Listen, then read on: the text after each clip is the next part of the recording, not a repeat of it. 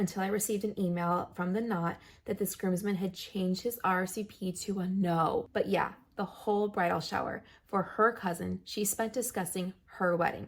All right, guys, welcome back to my weekly segment of For Better or Worse stories. A couple weeks ago, I reached out to you guys to send me your best suggestions for this segment, and I loved so many of the suggestions, but someone said For Better or Worse stories, and I thought that just fit so perfectly with the overall theme. So I'll make it flow a little bit better in future episodes, but I love how that sounds. So we're gonna go with it for this time. Just a little note coming up. I posted about it on all the platforms, but I have some merch I'm working with. I surveyed audiences on different platforms to see what kind of thing they want to see on a shirt, and I thought because of the love for Sloan and Ferris, I would play around with that. So we are going to do a shirt that says "In My Sloan Era," and then another audience member had a really awesome suggestion, "Go Your Sloan Way." So I played around with a couple of designs for some shirts, and I got some samples. So as soon as I get those samples, I'm going to share them with you guys, and I hope they'll be ready for order within the next month or so. So I'm really excited about that because, you know, we got to support our girl Sloan. And some people are asking, what does it mean to be in your Sloan era? For me, I feel like that means being empowered,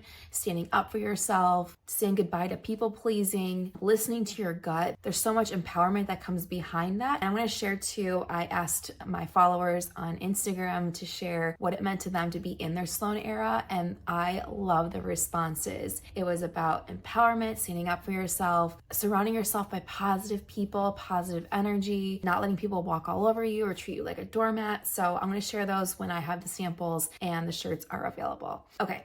Now, the moment you guys are waiting for, the story. I'm going to read a couple today because the first one I found is shorter, but it looks really juicy. So let's get started. My fiance just lost a groomsman 6 weeks out from our wedding. As this happened, I could see you acting it all out. Background. We decided very early on not to allow +1s at our wedding, the typical no +1s except for married couples or if we both know them, in order to keep it an intimate ceremony. We also decided that this would not apply to the singular, unpartnered groomsman and bridesmaid, both of which would be allowed a +1 if they wished. All of the others were married. That said, my bridesmaid declined, as they'll be busy much of the day. This particular groomsman is from out of state and didn't say anything about wanting a +1 when he received his invite and sent his RSVP with a nice message. Fast forward to a week ago when my fiance sent him a message asking if he would like to give a speech at the rehearsal dinner. This man, who he'd been friends with for 10 years, responds late at night, "I'm going to pass. You not giving me a +1 was stupid as hell. I don't want that to shine through.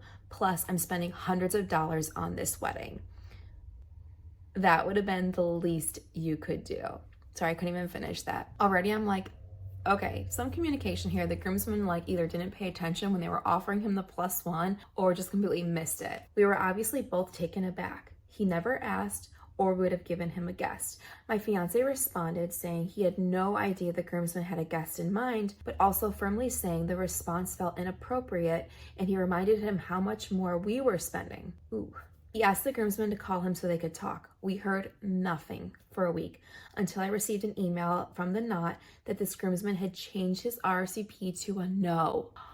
What? Someone you've been friends with for 10 years? Insane. I feel so bad for my fiance. We have replaced this groomsman with our dog, but honestly, I'm relieved. No bad vibes. But it's crazy how communication could have just fixed this. I'm confused myself. So this is my first time reading this. So the bridesmaid declined and said she'll be busy, but the groomsman just didn't know that he could have one if he wished. But then later it says he never asked or we would have given him a guest. So I know one time when I questioned the story sent to me, people, not came after me, but they were like, someone's being, vulnerable sharing this story. But I'm legitimately confused because it sounds like they would have offered him one, but the groomsman never asked. But how did the groomsman know to ask if the invitation he got said only one person? Because we're also told as guests, don't ask for a +1. So we probably felt very hurt to ask for one, but now you're saying if he did ask for one, he would have gotten one. That's the whole story. So if you are watching and you sent me this story, please send me more details. I want to know more if I'm confused about this. If you guys listening are confused, put in the comments what you're thinking this might be. I'm seeing communication issues on both sides that if you wanted to offer him a +1, I think it should have been told to him straight up, like, hey, we're gonna give you a +1 if you would like one, not expecting him to come to you first. I think this definitely could have been avoided on both ends. But again, we're told as a guest, if you receive an invitation for just yourself, or if you're in a wedding, to not ask for a +1. And I think he might have felt awkward because he's not married,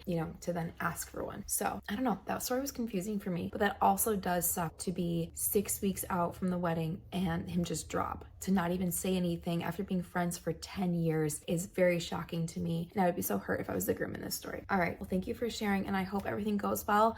I love that you were able to replace him with your dog, and I hope that turns out wonderfully for you guys. Okay, guys, I just found a juicy one, and it's long, so bear with me, but it looks really good. Here we go. So this is a lot. Use what you want for skits or unpack it all for a story time. Okay, so here's a series of weddings with my in-laws over a 2-year period. Back in 2019, my husband's sister got engaged to her now husband. Now husband and I got engaged in 2019 as well. We were both getting married in 2020. Then the big 2020 happens. We originally planned on a June wedding, but later had a September wedding. His sister was set on her July wedding. The whole time it was one big stressor and drama event we all had to endure because they had to get married in July. Ooh, can you imagine, especially in 2020, like so many weddings were canceled and pushed back to get married. I mean, I know of some people that still got married in 2020. I definitely didn't go to any weddings in 2020. Gosh, I don't even remember. I think I blocked that year out, to be honest. So much going on. But if you still got married in 2020, props to you, because there was a lot going on. Hopefully it was micro. They didn't live together. Her fiance was religious, and they were not allowed to live together before marriage. She was a teacher and didn't want to worry about getting married, honeymoon, and moving so close to school starting. So it had to be July. I keep hearing different stories about July, like July being the best date, especially for teachers. I can get how like they have a tight amount of time where they can like get time off from school and not have to worry about jumping right back in, which also says a lot about PTO for teachers. And that's like a whole other subject. But I see that a lot in these stories that July, people are very focused on July. I definitely sympathize with her stress. My husband and I lived together and bought a house already. So while that wasn't a factor for us, I was sympathetic to the stress that it was causing. That said, the stress and drama began to get out of hand and feel like a reality show level. Oh, here we go, guys. Okay, so here are the highlights. 1, I send out our save the dates, and 3 days later, I get an angry, passive-aggressive text saying she'd appreciate it if I would run it by her first before I mailed anything wedding related.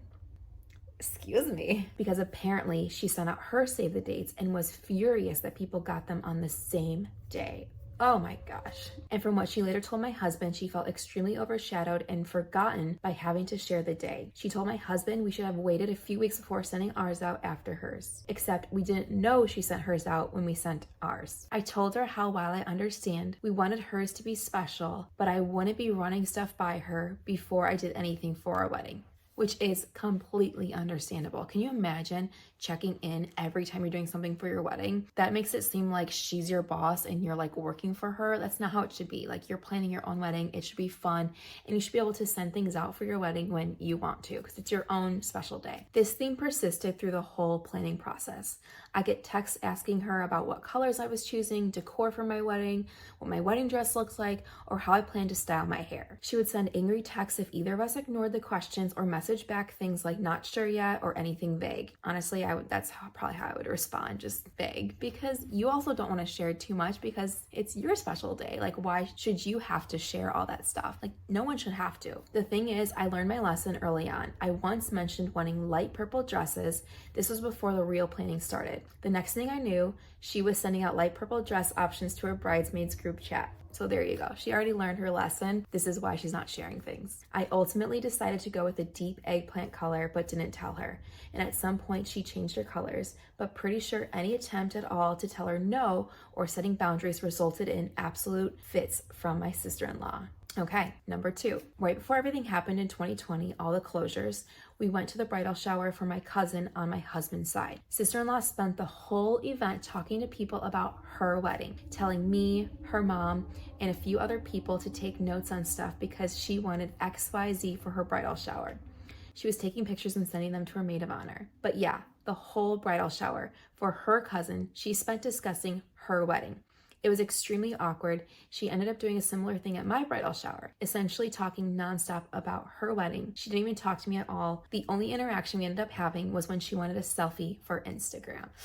Yikes. Okay. If you are inviting people to your shower and you don't actually want to communicate or talk to them, all you care about is a photo, maybe rethink your relationship, or maybe rethink having them there, because it sounds like you're just using them for a picture. That's just my little side note. I have so much to say about that. I mean, it's just never appropriate to be at someone else's event for them and then the whole time talking about your own. Sure, you can put stuff in there and be like, oh, I love that idea. That's really cool. I'm gonna write that down. But making the whole event about you is just like too much. Also, I'm confused about the timeline because the sister-in-law is getting married in July. The other one moved hers back. Maybe at this point it was still earlier. I'm guessing that's why they did the shower earlier. Okay. Oh my gosh, you guys, this is so much longer than I thought. This is really long. Okay, bear with me, guys. This could be literally a whole series. All right, number 3. At her bridal brunch, I was asked by her friends how the wedding planning process was going on my end. I simply said it's going fine. I didn't elaborate and went back to my drink. I look over and sister-in-law is shooting me daggers and says, I'm sorry. I thought this was my bridal shower. It's my day. Cannot. This is literally a character from a story. It was really tense and I felt extremely uncomfortable. I also found it ironic that I merely answered a question briefly, no detail, and she was offended when she spent 2 bridal showers that weren't hers talking about her wedding only and not the bride being celebrated. Number 4, there were almost 0 photos of me from her wedding. There are literally 2 and they are group photos where I was essentially shoved into the back with my husband because I was too tall. Mind you, I'm the same height as the bride and other friends and family members, but I was excluded from all the family photos and told to babysit the children. Wait, what? This just keeps getting worse. Like, why is that okay? And why is no one standing up for you in this situation? Number 5, she had me help make name cards. Okay.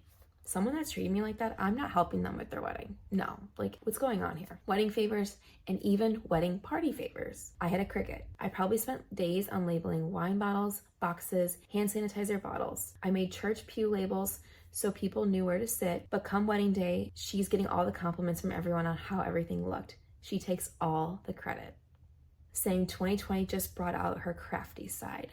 I cannot with this story. This needs to be a skip, but now I'm sharing it all with you guys. I'll have to change some things, but this is crazy. Normally, I don't need a big parade, but the thing is, she never once said thank you for your help. I footed the bill for all this stuff and not even thank you after everything else I had it. Yeah, I don't even think I'd be helping her. You are a much better person than I am. Okay, number 6, not necessarily wedding related, but sort of. During the bachelor party for my sister-in-law's fiance, it was brought to my sister-in-law's fiance that the apartment he had was really, really small, like 500 square feet or less. Personally, my husband stayed out of this conversation. It was mostly the fiance's dad and friends commenting on how they should look into buying houses before the market got bad because they could not raise a kid in that apartment, and they were discussing kids happening in the next couple of years. Again, my husband kind of just sat around listening and not commenting. All of a sudden, the fiance goes off on a tangent saying how buying houses with student loans was irresponsible. My husband had student loans when we bought our house, but then went on to list what he hated in houses and what kind of houses he would never buy, which ended up being everything in our home.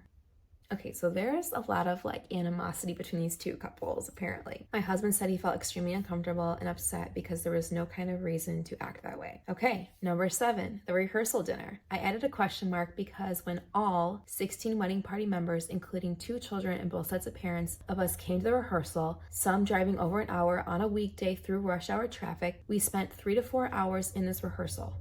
3 to 4 hours? Rehearsal should be like 1 hour max. Kids are melting on the floor because no one was eating. The whole rehearsal was in the church and did not include dinner. What is this? No one was told there was no food, so no one ate beforehand. When everything was finally done, my sister-in-law and her fiance said their goodbyes. When someone asked about food, they seemed confused and said that, and I quote, "Oh, we aren't doing a dinner. Well, we are with the maid of honor and best man, but you guys are free to do whatever you want." Okay, guys, if you're watching this, and I know this is a cultural thing, not everyone does rehearsal dinners. However, if you are doing a rehearsal, you accompany it with a rehearsal dinner. It's only right to feed your guests, especially that come in from out of town or to take off work, that you give them dinner after the rehearsal. A rehearsal itself should be at most an hour, maybe an hour and a half, if they're doing something special. But that is your way of saying thank you for being there. Thanks for being a part of the wedding. And it's just, I don't think I've ever been to just a rehearsal and then that's it. We were all peeved because it was 9 p.m. and there was no food. Number 8, guys, this keeps going. In the same event, we also find out they didn't plan a dinner because they were planning on having another wedding in November of 2021 to redo it because they hated the wedding they were having. What? And that's when they plan on having a real rehearsal dinner. Can you imagine being at the rehearsal for something and then they're like, by the way, you're not getting dinner and we're gonna do a real wedding later because this one doesn't matter. And you're like, but I still took off work. I still spent money to get here. I'm still spending time here with you. And so what's happening? This came as a surprise that in a little over a year, they were expecting everyone to do a bachelorette party again, pay for hair and makeup again, rent tuxes again. What? I don't remember who asked it, but someone questioned the choice and they said they were not going to do it all over again because they were talking about a lot of money. Yeah, that's a lot. That's a lot to expect people to do that. Like I heard of people doing like small 2020 weddings where like no one was invited and it was just like really, really tiny. But this sounds like they're doing like 2 huge weddings. Not like huge, but like all the parts to it. Okay, 10. The year of these weddings, my husband was turning 30 in June. I was throwing him a nice backyard birthday party. I was going all out on food, decorations. I sent the invites out in April. On Memorial weekend, 2 weeks before the party, my sister-in-law gets in my group chat with my mother-in-law and my other sister-in-law, telling me that I have to change the day of the birthday party. Here we go. The day of the party was actually on his birthday. And it's short notice, so I told her I wasn't going to be doing that without a good reason. She sent the chat back a message saying she's trying to plan her bridal shower with her maid of honor and she wants it that Saturday. Oh my gosh. I'm getting so irritated for this bride. Like, why is she acting this way? Not bride, the sister-in-law. You know who I'm talking about. I took a good while to respond. I understand that your wedding and shower are important to you, as mine are to me. However, I've had this party planned for 2 months. It's your brother's birthday, his 30th birthday. And his actual birthday. I'm not rearranging everything because you want a specific day. You can pick the Sunday after or a different weekend, or choose that one and I won't be there. But this is my husband's 30th birthday and I'm not canceling it over a last minute idea. Yeah, I think that was a very valid response. His mother texted me privately a few days later asking if I was still set on the birthday party. What? Or I found it in my heart to change it so the sister-in-law could have her special day. There are so many other days. This is crazy. I replied, Pam, this is your son's birthday, his 30th birthday. It's a milestone. I've had this planned for months and I don't think I should have to change it because sister-in-law chose that day to snugly want her bridal shower. She replied that she's torn because if I don't move the date, she'll miss her son's birthday. I told her that if she misses it, then that's on her and her daughter. It was her daughter's choice to pick that day, knowing we already had plans. It's her choice to enable her, and it's her choice if she misses her son's day. I told her that they did this, they would not only be hurting their son and brother's feelings, but possibly hurting the whole relationship. I said while I understood that she was trying to make sure her daughter had a special day and a good wedding, that frankly we have felt very ignored by her and her family because of the sister-in-law, and there was a way to make sure both of our children were given equal treatment. I told her I have felt no obligation to the sister's bridal shower. I have an obligation to my husband. I said I was throwing the party with or without them, and they can choose to come or not, but that I was done with this discussion and to leave my husband out of it. Ultimately, they chose a different weekend for the bridal shower brunch, because that's how easy it was. I'm so glad she stuck with her guns and put her foot down, because that is truly ridiculous. There are so many dates you can have for a bridal shower. You don't need to move your brother's birthday. Okay guys, this still goes on a little bit longer, but this will be like a 40-minute video if I keep reading it. So next week I'm gonna finish the video and we'll see what else happens, because this is quite literally insane. All right, that's all I have for this week. Thanks for hanging out with me and I will see you next time. Bye.